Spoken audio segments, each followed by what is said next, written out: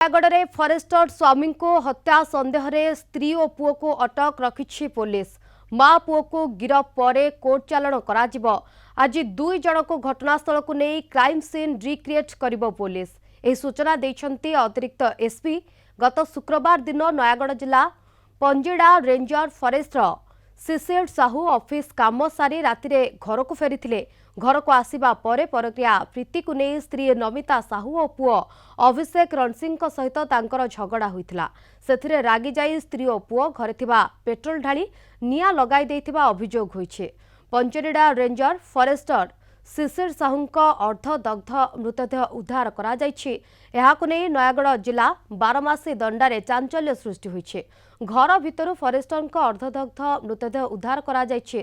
शिशिर निज देहरे निया लगाई आत्महत्या करिसेंती ना हत्या करा जायछि ताकु नै सृष्टि होइछे संदेह। आज मां पुओंकु नै पुलिस रिक्रिएशन करबा सहित गिरफ करी कोर्ट चालाण करा जिवो बोली अतिरिक्त एसपी कहिसेंती। इंट्रोगेशन चली तो पुंखानुपुंख तदंत है दोषी विरुद्ध में कार्यानुष्ठान ग्रहण कर नजर मन कराई तदंत सापेक्ष अच्छी। फरेस्टर जो थे जो फरेस्टर स्त्री पुओ ना एलिगेशन आसूँ से हिसाब से आम तदंत कर। संपर्क में अधिक सूचना पे आम सहित फोन लाइन जोड़ी होती नयागढ़ रिपोर्टर देवव्रत नायक। देवव्रत फरेस्टर सन्देहजनक मृत्यु पर परक्रिया प्रीति को एक प्रकार सन्देह सृष्टि होता एवं मां पुओं को अटक रखा जाइथिला। वर्तमान घटनार अपडेट कौन, पुलिस पक्षर प्रतिक्रिया कौन?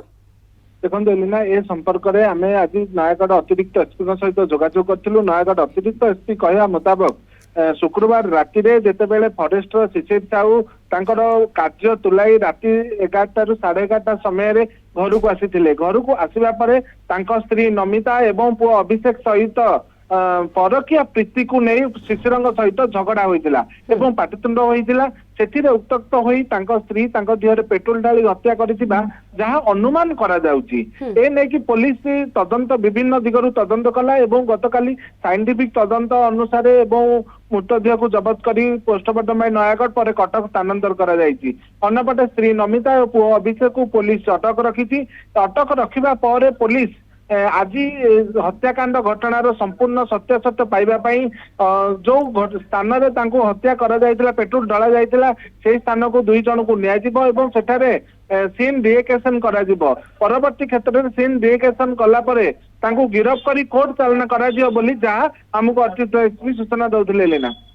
ओके जेमती आप कहते कि एक प्रकार क्राइम सीन रिक्रिएशन करा घटनास्थल को उभय माँ पुओं को तो नियाजिबो किंतु पारिपार्श्विक स्थिति जहाँ बयान करुला जितेबाला सूचना आसीथिला जे मृतक रही भाई हत्या अभियोग आनी वर्तमान परिवार तरफ कौन प्रतिक्रिया मिल पारुछि ए बाबद रे?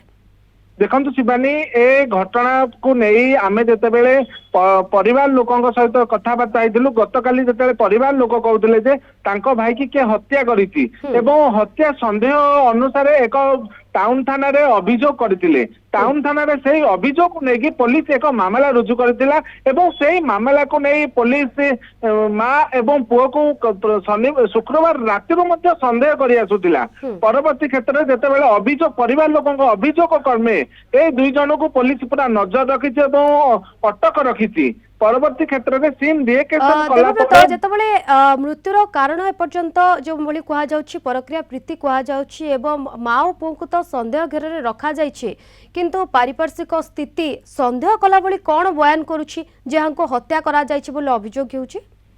संदेह करा जितेबाला शुक्रवार राति शिशिर साहू जितेबाला घर को आसी आसवा समय घरे पेट्रोल लगा जाई जितेबाला पोड़ी की शिशिर साहू को मृतदेह मिली। अन्यपटे स्त्री किसी क्षति न होइतिबा देखा मिलला बेले पुअर कौन आहत भी आघात होई नाही।